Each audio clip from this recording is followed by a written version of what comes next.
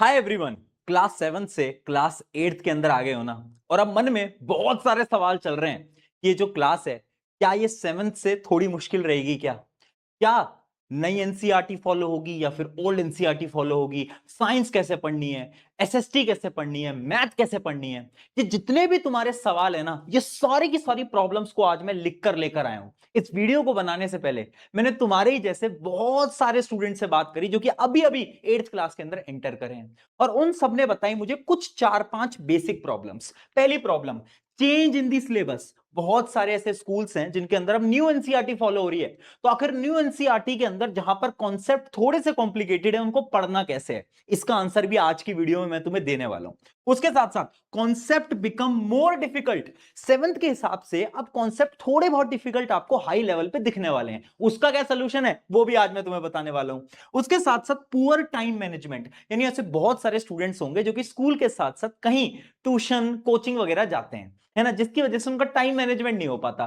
फिर वो जब वो घर आते हैं तो पूरा समय होमवर्क वगैरह कर रहे होते हैं, स्कूल के असाइनमेंट कर रहे होते हैं, जिसकी वजह से होता क्या है ना कि उनको टाइम ही नहीं मिल पाता पढ़ाई करने का। तो आखिर बच्चा पढ़ाई करे तो करे कब, उसका भी आज मैं तुम्हें सोल्यूशन बताऊंगा। And last, distraction. देखो यार, तुम अभी 8th में आए हो, छोटे बच्चे हो, थोड़ा बहुत गेमिंग तो करोगे, फ्री फायर तो खेलते ही होगे, बहुत डिफरेंट डिफरेंट गेम्स है जो कि तुम खेलती होगे, यानी ये डिस्ट्रैक्शन वाली प्रॉब्लम भी बहुत बड़ी है। इसका क्या सोल्यूशन है? अब ये जितनी भी प्रॉब्लम है ना, इन सब प्रॉब्लम का सोल्यूशन है एक राइट स्ट्रैटेजी।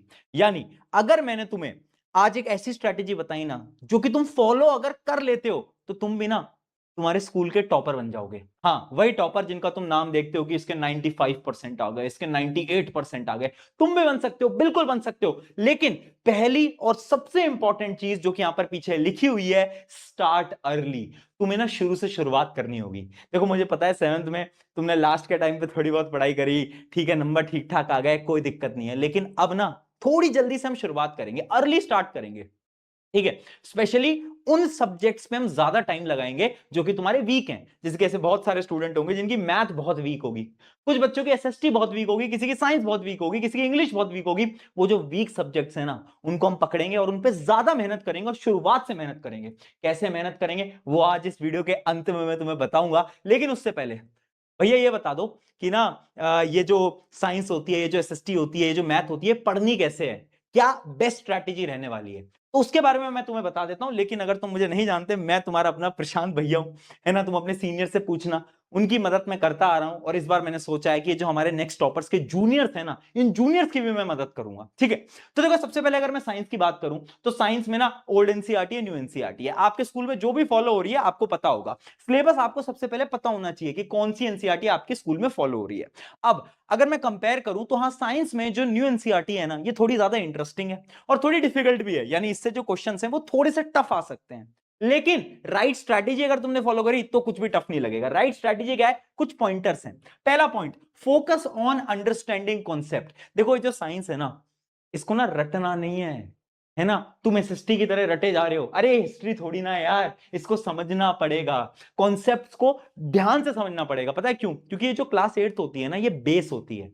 अगर तुम्हें 9, 10, 11, 12 में अच्छा करना है ना, तो जो बेस है ना, ये तुम्हारा स्ट्रांग होना चाहिए। अगर ये बेस तुम्हारा वीक रह गया ना, स्पेशली साइंस के अंदर, तो बाद में जाकर दिक्कत होगी। इसलिए कॉन्सेप्ट्स हमें पकड़ने पड़ेंगे। अगला point, make your own notes. तुम स्कूल में पढ़ रहे हो या फिर तुम यूट्यूब पे बहुत अच्छे अच्छे टीचर्स हैं जिन्होंने पढ़ा रखे हैं वन शॉट वीडियोस, इसी चैनल के ऊपर वन शॉट वीडियोस आपको मिल जाएंगी। अगर तुम वन शॉट वीडियोस भी देख रहे हो ना, तो साथ साथ में नोट्स बनाओ।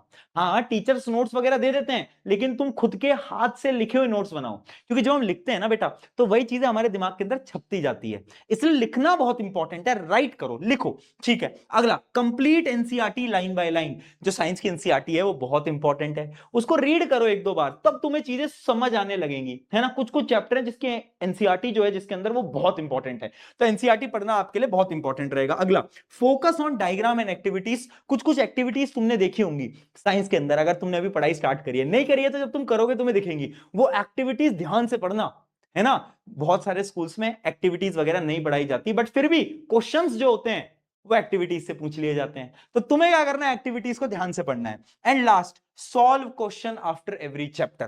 देखो एनसीईआरटी के जो एक्सरसाइज क्वेश्चन है वो तो तुम्हें सॉल्व करने ही है, उसके अलावा और भी क्वेश्चन प्रैक्टिस करने पड़ेंगे। कहां से प्रैक्टिस करोगे, इस वीडियो के अंत में सारे सोल्यूशन मैं आपको बता दूंगा, but practice question very important. चलो अब हम बात करते हैं किसकी, मैथ्स की। मैथ्स की भी एक ओल्ड एनसीईआरटी एक न्यू एनसीईआरटी है, दोनों का ही लेवल ऑलमोस्ट सेम है।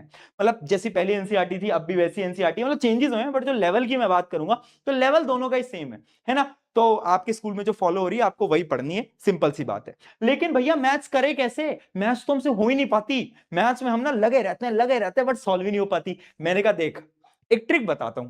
ट्रिक क्या है, सबसे पहले रटने की कोशिश मत करो। अरे बच्चों तुम क्या कर रहे हो यार, हाँ तुम क्या कर रहे हो, एग्जाम्पल के क्वेश्चंस देखते हो और रटने की कोशिश करते हो। मैथ्स रटना नहीं होता, मैथ्स समझना होता है। तुमने फॉर्मूला को याद करा, फिर तुम अप्लाई करोगे फॉर्मूले को, तुम्हें डिफरेंट चार चार क्वेश्चंस प्रैक्टिस करने पड़ेंगे। तो कभी भी रटने की कोशिश मत करो, अभी तो रट के काम चला लोगे, आगे जाके क्लासेस में दिक्कत आएगी। तो रटने की कोशिश तो बिल्कुल भी नहीं करनी है, ठीक है। उसके अलावा प्रैक्टिस एनसीईआरटी क्वेश्चंस। एनसीईआरटी के जो एक्सरसाइज वाले क्वेश्चन है, जो एग्जांपल क्वेश्चन है, बहुत इंपॉर्टेंट है। स्कूल के एग्जाम में कई बार इसमें से आपके सवाल आते हैं, तो आपको वो प्रैक्टिस करने ही करने हैं। अगली चीज, सॉल्व इजी क्वेश्चन फर्स्ट। अगर तुम वो बच्चे हो जिसको मैथ्स बहुत परेशान करती है, बहुत डराती है, तो तुम्हें क्या करना है ना, सबसे पहले वो क्वेश्चन सॉल्व करने हैं जो कि आसान है। एग्जाम्पल वाले क्वेश्चंस होते हैं ना तुम्हारे एनसीईआरटी के अंदर, वो करने हैं। क्यों, क्योंकि जब तुम आसान क्वेश्चन करोगे कॉन्फिडेंस आएगा, और जब कॉन्फिडेंस आएगा ना तो तुम्हें लगेगा कि हाँ मुझे मैथ्स आ गई। अब तुम टफ क्वेश्चन की तरफ बढ़ सकते हो। अगर तुम अचानक से टफ क्वेश्चन कर लोगे, मान लो तुमने कोई बड़ी किताब उठा ली, आर डी शर्मा उठा ली, अब भाई आर डी शर्मा अचानक से थोड़ी ना तुमसे सॉल्व हो जाएगी। इसलिए पहले इजी क्वेश्चन करो फिर टफ क्वेश्चन करो, वेरी इंपॉर्टेंट। अगला, मेंटेन फॉर्मूला नोटबुक। देखो ये मैंने देखा है, जो टॉपर्स होते हैं ना वो क्या करते हैं ना, वो अपनी एक फॉर्मूला नोटबुक बना के रखते हैं, है ना। तो उसमें क्या करते हैं ना, उसमें जितने भी फॉर्मूला है, कोई भी चैप्टर उठाओगे उसके जितने भी फॉर्मूलाज हैं वो सारे फॉर्मूला लिखे होते हैं। उससे क्या होता है, उनका रिवीजन बहुत अच्छे से हो पाता है। तो ये थी आपकी मैथ की स्ट्रैटेजी। अब हम आते हैं एसएसटी के ऊपर। एसएसटी बच्चों को बहुत परेशान कर रही है, लेकिन एक अच्छी चीज है, अगर आपके स्कूल में नई एनसीईआरटी फॉलो हो रही है तो नई एनसीईआरटी के अंदर बहुत कम चैप्टर्स हैं, केवल 7 ही चैप्टर्स हैं। तो एसएसटी एक्चुअली में आसान हो चुकी है न्यू एनसीईआरटी में। ओल्ड एनसीईआरटी बहुत बड़ी थी, लेकिन जो न्यू एनसीईआरटी है वो बहुत आसान हो चुकी है, ठीक है। तो पढ़ना कैसे एसएसटी वो हम देख लेते हैं। सबसे पहले understand the story, very important for history.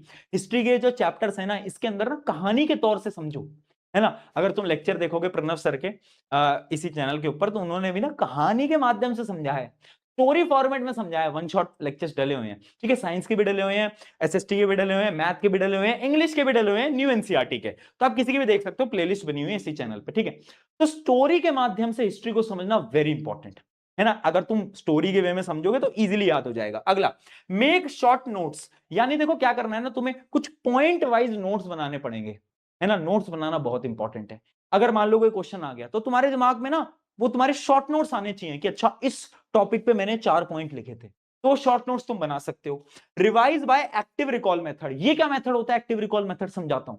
देखो मान लो मतलब तुम्हारी एसएसटी की किताब से तुम कुछ पढ़ रहे थे, ठीक है। अब तुम्हें किताब को बंद करना है, आंख बंद करनी है, और दिमाग के अंदर रिकॉल करना है, सोचना है कि अभी तुमने क्या पढ़ा, अच्छा ये हुआ था, फिर ये हुआ था, फिर ये हुआ था, फिर ये हुआ था।